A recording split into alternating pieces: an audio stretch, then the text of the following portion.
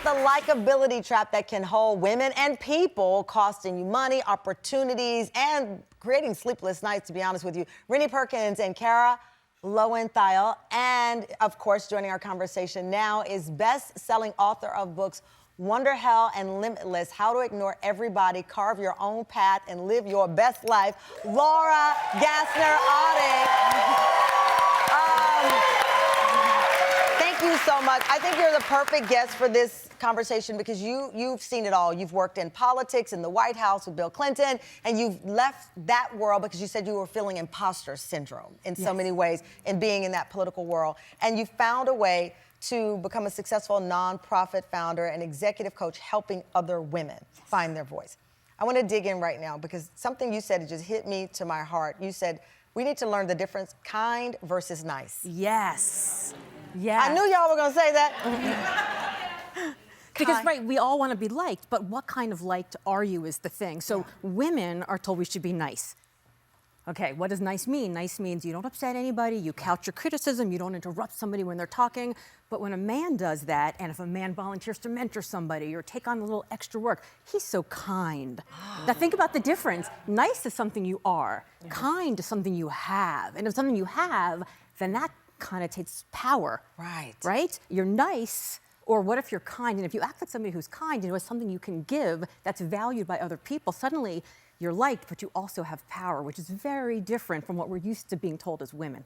Okay, my heart just stopped. Stop being so nice. Okay, so stop being so nice.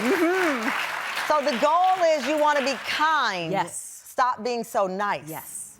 I want to talk about this woman thing here because I saw an interview with Anne Hathaway, who went through just a rough time of just being, just put down, and almost like they waited until she got to her highest height to tear her down. She was too perfect at the Oscars. She was too perfect. She was too perfect at the Oscars. And there is a phrase that writer Rain Fisher Kwan posted about this popular novelist, Ottessa Moshfegh, who wrote a bestseller, My Year of Rest and Relaxation. It's blowing up on Book Talk. She posted, Ottessa Moshfegh is on the verge of getting womaned. I can feel it. Woman is what I call it when everyone stops liking a woman at the same time.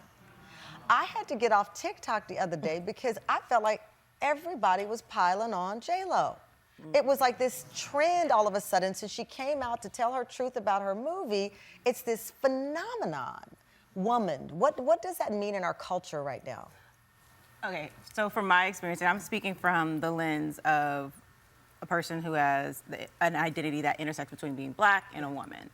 That's just something that I've always understood to be normal. When it comes to Black women in public spaces, you're automatically hypercritical. People are automatically hypercritical of you, whether or not you are the perfect angel. Whether Angel Reese is an example of that. Angel Reese, yeah. People have villainized Angel Reese, and all she's done is won a championship. Right. So I'm very much used to seeing that, especially with marginalized groups. So it's just interesting to see that there's now a word for it, but it's something that I've become accustomed to, and it also plays back into being liked and why you are so hyper vigilant, especially me as a Black woman or anyone of marginalized backgrounds, to be liked because you already have that going against you. I have to tell you, I went on to, I won't say the website, but I went on another website of a very popular magazine, and I did an experiment. They did 2 stories on 2 celebrity women. And 1 celebrity man who's involved in some scandal. And I don't know if the comments are women or not, but the names, one would assume were women. The attacks, woman to woman, were horrible. And so with this conversation, I don't want people to believe that I just think that men are in workplaces and they're the only ones doing this and trapping women in likability traps. I think sometimes the bad behavior exists in us and we perpetuate it on other women too. I mean, I think it can feel cathartic when you have, I'm not saying this is a good thing about how people are, but when you have spent your whole life trying to live up to this impossible likability standard and enforcing it on yourself, I think people have a tendency to then want to enforce it on other people So as well. hurt people, as they say. Yeah, so essentially. Hurt women hurt other women sometimes. Yes, exactly. Yeah, and I think we see that in a lot of different areas. It's like if I had to go through it, you should have to go through it too. It's not humans at their best, but I do think that's part of what's happening. And it's such a good example of why the likability trap is a trap, because you can be the most liked person, and then the next day, if everybody changes their mind, now you're the most vilified person, right? So that it's like it's an illusion that you can kind of control what people think of you. And it's a trap that you also put others in, to your point. So we just become, so how do we get off the trap? Okay, so I'm going to give you 4 tips of how to get off the track.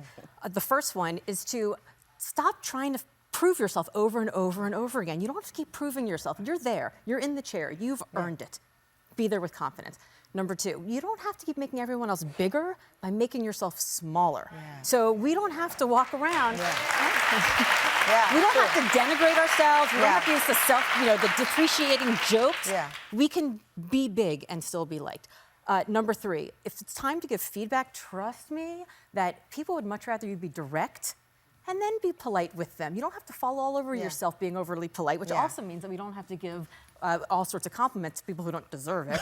And then lastly, if you've made a mistake, own it. Own it. Apologize for it, and then focus on the lesson and keep on moving.